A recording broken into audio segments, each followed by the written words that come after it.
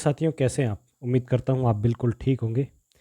तो दोस्तों, आज के इस वीडियो में हम लोग पढ़ने वाले हैं कक्षा 10वीं की क्षितिज भाग 2 की एक कहानी, जिसे लिखा है स्वयं प्रकाश ने। ये एनसीईआरटी सीबीएसई के पाठ्यक्रम में शामिल है कहानी। कहानी को शुरू करें उससे पहले थोड़ा सा कहानीकार का परिचय प्राप्त कर लेते हैं। अगर आपने हमारे चैनल को सब्सक्राइब नहीं किया है तो इसे सब्सक्राइब कर लीजिए। आपको हिंदी से रिलेटेड सभी प्रकार की कक्षाओं के कंटेंट यहाँ वीडियो फॉर्मेट में आसानी से उपलब्ध हो जाएंगे। स्वयं प्रकाश का जन्म 1947 जिस वर्ष देश आज़ाद हुआ, इंदौर मध्य प्रदेश में हुआ। ये मैकेनिकल इंजीनियरिंग की पढ़ाई करते हैं और उसके बाद में कोई कंपनी में ज्वाइन कर लेते हैं। इनकी नौकरी और बचपन का बड़ा हिस्सा राजस्थान में व्यतीत हुआ, इसलिए इनकी कहानियों में राजस्थान का चित्रण, राजस्थान के चरित्रों का चित्रण बड़ी आसानी से देखा जा सकता है और उसे महसूस किया जा सकता है। अभी ये स्वैच्छिक सेवानिवृत्ति के पश्चात भोपाल में रहते हैं और वसुधा नामक एक पत्रिका का संपादन कार्य करते हैं। स्वयं प्रकाश 8वें दशक के महत्वपूर्ण समकालीन कहानीकारों में अपना स्थान बनाते हैं। महत्वपूर्ण हस्ताक्षर है। इनके 13 कहानी संग्रह अभी तक प्रकाशित हो चुका है, जिनमें सूरज कब निकलेगा, आएंगे अच्छे दिन भी, आदमी जात का आदमी, संधान इत्यादि उल्लेखनीय हैं। और साथ ही साथ इनके 2 उपन्यास बड़े चर्चित रहे हैं, बीच में विनय और ईंधन उपन्यास। ईंधन को जरूर याद रखिए, ये मोस्ट इम्पॉर्टेंट उपन्यास है स्वयं प्रकाश जी का। इनको कई सारे सम्मान प्राप्त है, जैसे पहल सम्मान, बनमाली पुरस्कार, राजस्थान साहित्य अकादमी के पुरस्कारों के अलावा और भी देश विदेश से कई सारे पुरस्कार इनको प्राप्त हुए हैं। स्वयं प्रकाश की कहानियों में क्या देखने को मिलता है? मिडिल क्लास लाइफ को बहुत अच्छे से ये अपनी कहानियों में उभारते हैं। मध्यवर्गीय जीवन के एक कुशल चितेरे रचनाकार के रूप में स्वयं प्रकाश अपनी जगह बनाते हैं।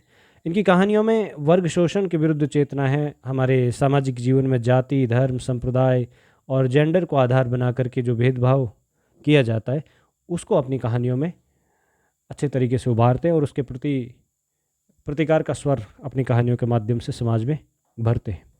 इनकी एक खासियत है, जैसे प्रेमचंद हो गए, जैसे सुदर्शन हो गए, उन्हीं की परंपरा के कहानीकार है स्वयं प्रकाश। इनकी कहानियों में आपको किस्सा गोई देखने को मिलती है।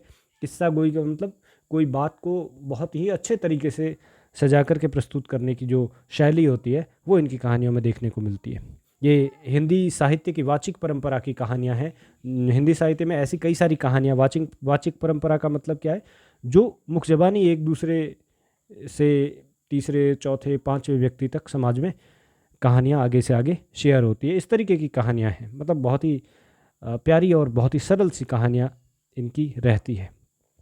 अब सबसे इम्पोर्टेंट, आप कोई भी पाठ पढ़ें तो उसका पाठ परिचय जरूर याद रखिएगा। पाठ परिचय से ही मैक्सिमम क्वेश्चन निकल के आते हैं। इस कहानी में किस चीज़ के बारे में बात की है? इस कहानी में स्वयं प्रकाश ने देश क्या है और देश के प्रति भक्ति की भावना, देशभक्ति की भावना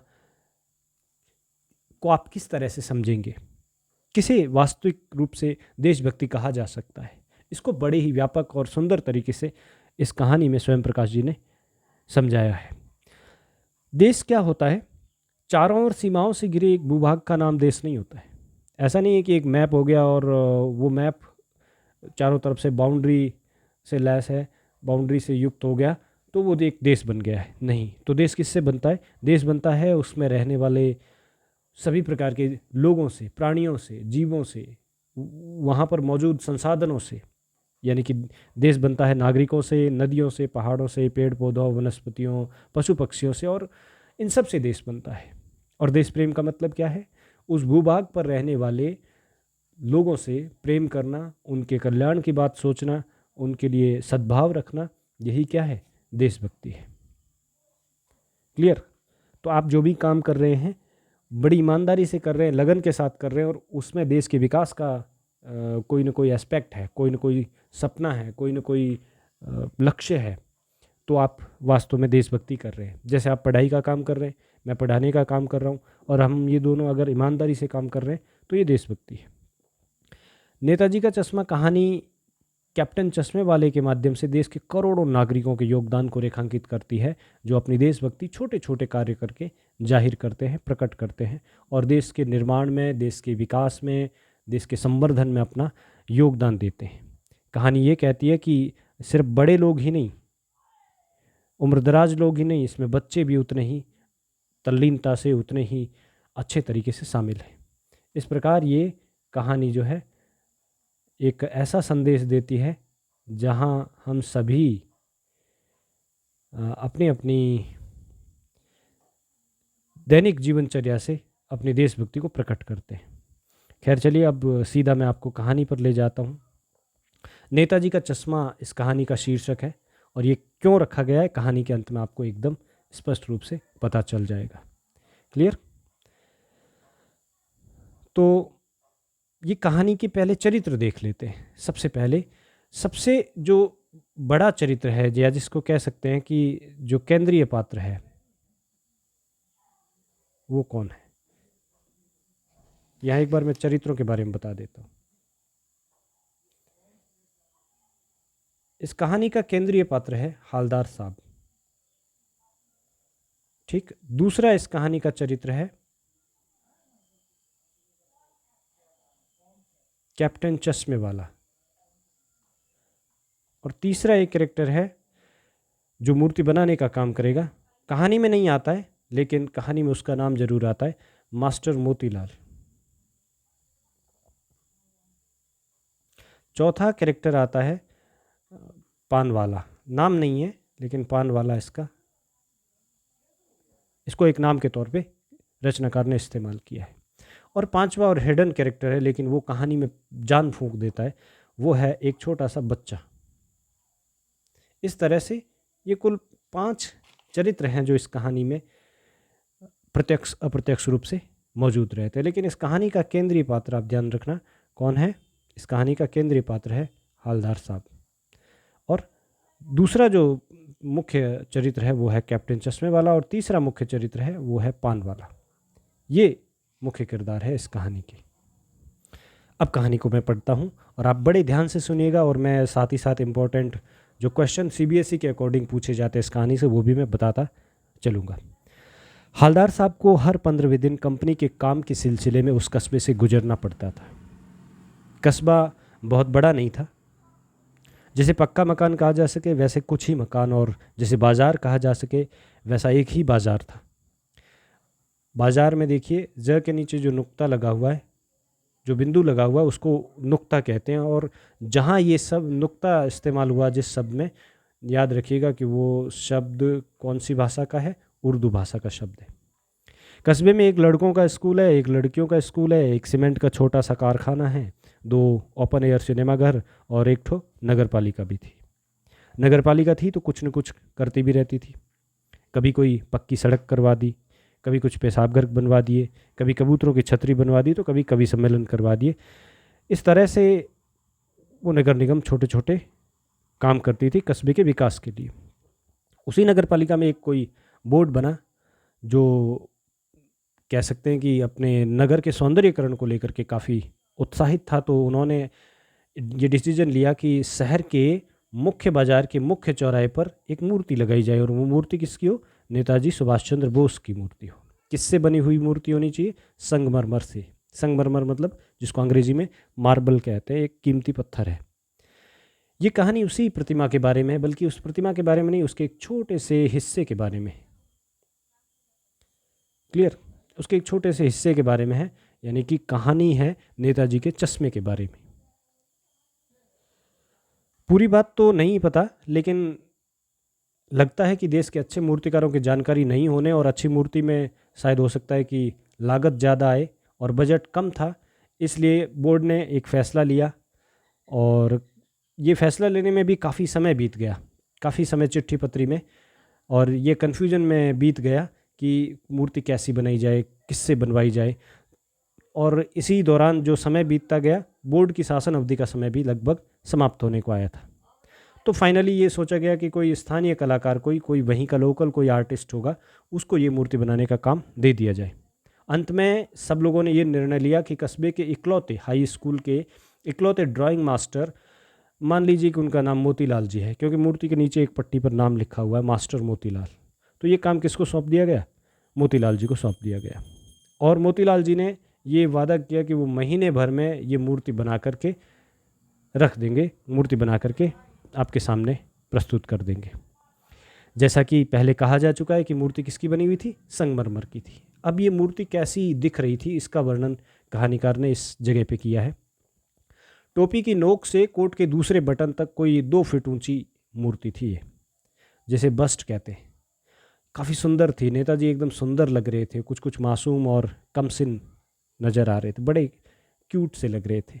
इनोसेंट और क्यूट, अंग्रेजी में जिसको क्यूट कहा जाता है उसी को उर्दू में कमसिन कहा जाता है, और इनोसेंट जिसको अंग्रेजी में कहा जाता है उसे ही उर्दू में मासूम कहा जाता है। और ये दोनों शब्द हिंदी में भी आ गए उर्दू भाषा से। फौजी वर्दी में थे नेताजी। मूर्ति को देखते ही उनके द्वारा कहे गए मुख्य मुख्य नारे याद आते हैं, जैसे दिल्ली चलो, तुम मुझे खून दो मैं तुम्हें आज़ादी दूंगा, वगैरह वगैरह। और अगर देखा जाए उस मूर्ति को तो ओवरऑल ये उस मास्टर का, ड्राइंग मास्टर मोतीलाल का काफ़ी अच्छा, सराहनीय और सफल प्रयास कह सकते हैं। लेकिन केवल एक चीज़ की कसर थी जो देखते ही खटकती थी। हमने जो भी पोर्ट्रेट देखे, नेताजी के फ़ोटो देखे, उनमें जनरली नेताजी की आंखों पर हमने चश्मा देखा, लेकिन उस मूर्ति की आंखों पर चश्मा नहीं था। यानी चश्मा तो था लेकिन वो मार्बल का नहीं था, जिस मटेरियल से वो मूर्ति बनी थी उस मटेरियल का चश्मा नहीं था, संगमरमर का नहीं था। वो एक सामान्य सा और सचमुच के फ्रेम वाला एक चश्मा लगा हुआ था। तो उससे हुआ क्या, एक एक चौड़ा काला फ्रेम मूर्ति को पहना दिया गया था। हालदार साहब जब पहली बार इस कस्बे से गुजरे और चौराहे पर पान खाने रुके, तभी उन्होंने इसको देख लिया था और उनके चेहरे पर एक कौतुक भरी मुस्कान फैल गई। कौतुक का मतलब होता है जिसको अंग्रेजी में कहते हैं, कोई भी बात को जानने की इच्छा के लिए एक शब्द इस्तेमाल किया जाता है अंग्रेजी भाषा में, क्यूरियस। वो क्यूरियस थे ये जानने के लिए कि ये चश्मा कैसे मूर्ति पर आया, और ये जानने की इच्छा से युक्त एक मुस्कान उनके चेहरे पर फैल गई। और उन्होंने कहा, वाह भाई, ये आइडिया भी ठीक है, मूर्ति पत्थर की लेकिन चश्मा कैसा, रियल वाला। जीप कस्बा छोड़ के आगे बढ़ गई। हालदार साहब इस मूर्ति के बारे में सोचते रहे, सोचते रहे, सोचते रहे। कुल मिलाकर उन्होंने कहा कि ये काफ़ी अच्छा प्रयास था उस कस्बे के नागरिकों का, और मेरे हिसाब से, यानी कि हालदार साहब के हिसाब से, महत्व मूर्ति के रंग रूप या कद का नहीं है, महत्व है उस भावना का जो देशभक्ति की है, और वो जो आजकल मजाक का विषय बन गई है, इस कस्बे के लोगों के भीतर बहुत अच्छे से बैठी हुई है। यानी कि देशभक्तों का, स्वतंत्रता सेनानियों का वो कितना सम्मान करते हैं, ये बात सोच करके हालदार साहब गदगद होते।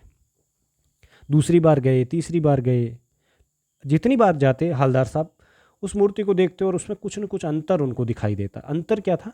पहली बार जो चश्मा लगा हुआ था वो दूसरी बार अलग होता, तीसरी बार अलग। और हालदार साहब का कौतुक और बढ़ा जब उन्होंने तीसरी बार देखा। क्या आइडिया है, मूर्ति कपड़े नहीं बदल सकती लेकिन चश्मा तो बदल ही सकती है। तीसरी बार नया चश्मा। हालदार साहब और ज़्यादा उत्साहित हो गए, और ज़्यादा उनके भीतर जानने की इच्छा पैदा हुई।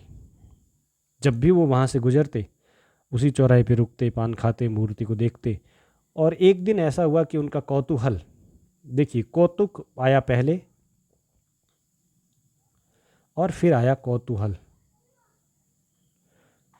कौतूहल, दोनों में एक माइनर सा अंतर है। कौतुक का मतलब होता है जानने की इच्छा, और कौतूहल का मतलब होता है जब जानने की इच्छा का आपको कोई हल नहीं मिलता ना, उस परिस्थिति विशेष को कौतूहल कहते हैं। क्लियर? दुर्दमनीय मतलब जिसको दमन नहीं किया जा सके। जब इस तरीके का उनके भीतर कौतूहल पैदा हुआ, जिसका जवाब उनको नहीं मिला था कि चश्मा कैसे बदलता मूर्ति पर से, तो उन्होंने पान वाले से ही पूछ लिया कि क्यों भाई, क्या बात है, ये तुम्हारे नेताजी का चश्मा हर बार बदल कैसे जाता है? पान वाले के खुद के मुंह में पान ठूसा हुआ था। वो एक काला मोटा खुशमिजाज आदमी था। हालदार साहब का प्रश्न सुनकर वो आंखों ही आंखों में हंसा, उसकी तौंद थिरकी। पीछे घूमकर उसने दुकान के नीचे पान थूका और अपनी लाल काली बत्ती सी दिखाकर बोला, कैप्टन चश्मे वाला करता है। हालदार साहब कुछ समझ नहीं पाए। उन्होंने कहा, क्या करता है? पान वाले ने समझा कि वो चश्मा चेंज कर देता है, जो आपने पूछा मुझसे। हालदार साहब अब भी पूरी बात नहीं समझ पाए। क्या मतलब, वो क्यों चेंज कर देता भाई? तो पान वाला उसको समझाता अपने तरीके से, अपने अंदाज में। ये देखिए, पान वाले की भाषा अलग है और हवलदार साहब की लैंग्वेज अलग है बिल्कुल। रीज़न क्या है? कहानीकार कहानी को एकदम वास्तविक बनाने के लिए चरित्रों के अनुकूल भाषा का इस्तेमाल करता है, और यहाँ पर स्वयं प्रकाश जी ने भी वैसा ही किया है। तो पान वाला कहता है कि कोई गिराक आ गया समझो, उसको चौड़े चौखट चाहिए, मतलब एक स्पेशल फ्रेम चाहिए जो मूर्ति पर लगी हुई है। तो कैप्टन किधर से लाएगा बताओ? ये किधर भी अशुद्ध है, गिराक भी अशुद्ध है, लेकिन ये पान वाले की भाषा है, इसलिए लेखक ने इसको लिखा है। तो कैप्टन किधर से लाएगा? तो उसको मूर्ति वाला दे दिया और उधर दूसरा बिठा दिया। अब हवलदार साहब को बात कुछ कुछ समझ में आई।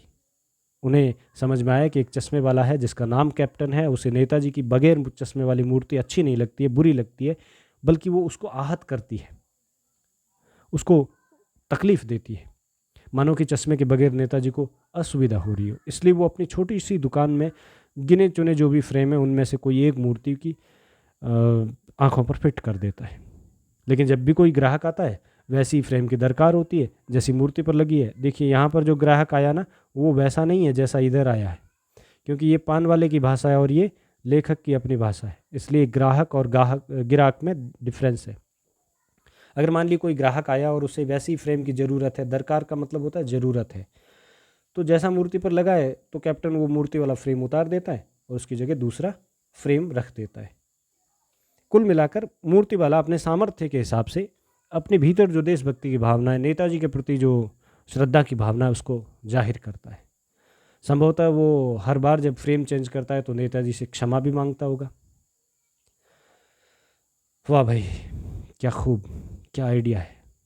लेकिन भाई एक बात अभी भी समझ में नहीं आई। हवलदार साहब ने पान वाले से फिर पूछा कि नेताजी का ओरिजिनल चश्मा कहाँ गया। यहाँ से एक प्रश्न बनता है, सीबीएसई में बन सकता है, और मेरी नज़र में ये प्रश्न है कि क्या क्या कारण हो सकते हैं कि मूर्ति पर चश्मा नहीं था।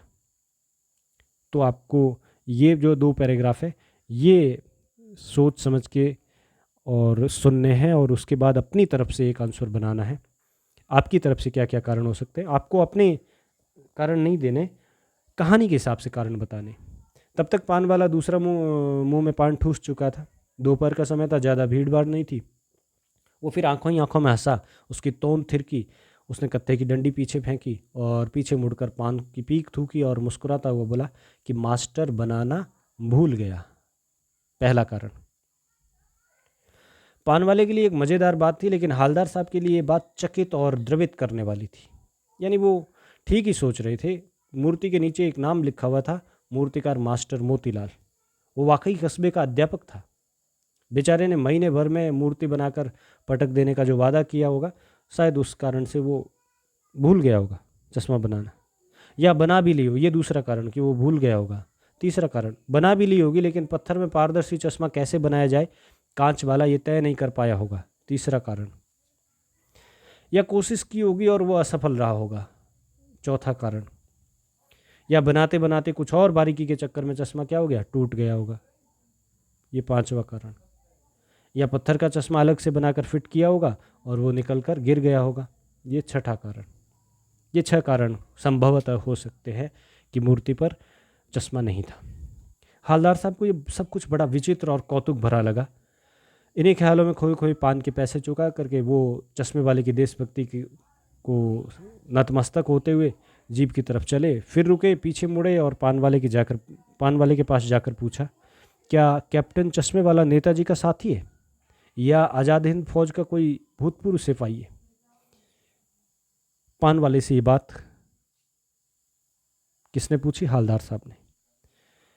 अब ये यहाँ से जो पैराग्राफ था, पिछली बार सीबीएसई के पेपर में सीन पैसेज के तौर पे आया था और बड़े अच्छे अच्छे से क्वेश्चन पूछे थे। पान वाला तब तक नया पान खा चुका था। पान खा चुका नहीं था, खाने की कोशिश कर रहा था वो उसी समय। पान पकड़े अपने हाथ को मुंह से 1.5 इंच दूरी पर रोककर वो हवलदार साहब को ध्यान से देख रहा था। फिर अपनी लाल काली बत्ती सी दिखाई और मुस्कुराकर बोला, नहीं साहब, वो लंगड़ा क्या जाएगा फौज में, पागल है वो तो। वो देखो वो आ रहा है, आप उसी से बात कर लो, फ़ोटो वोटो छपवा दो उसका कहीं। ये इस तरीके से बात करके वो पान वाला क्या कर रहा है, कैप्टन चश्मे वाले का मजाक उड़ा रहा है। और ये हवलदार साहब को बिल्कुल भी अच्छा नहीं लगा। हालदार साहब को पान वाले द्वारा जो एक देशभक्त व्यक्ति का मजाक उड़ाया जाना बिल्कुल भी अच्छा नहीं लगा।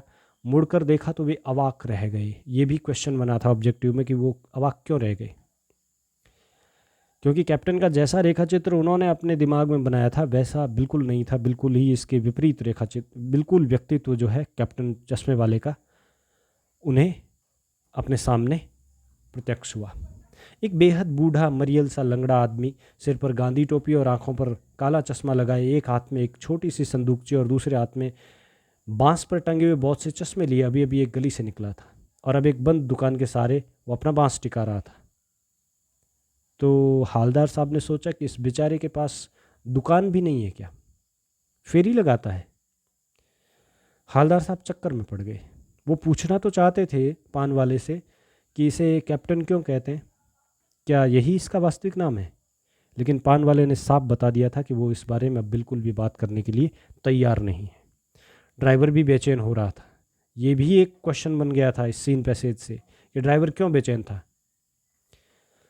कभी मैं आपको जो पिछले साल का पेपर रहा है सीबीएसई का 10th क्लास हिंदी का, उसके तीनों सेट एक दिन सॉल्व करके दिखाऊंगा कि किस तरीके से पूछा जाता है सीबीएसई में क्वेश्चन।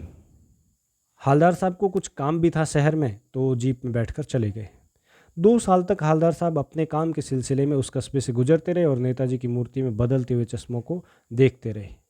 कभी गोल चश्मा तो कभी चौकोर, कभी लाल, कभी काला, कभी धूप का चश्मा, कभी बड़े कांचों वाला गोगो चश्मा, पर कोई ना कोई चश्मा जरूर होता उस मूर्ति पर।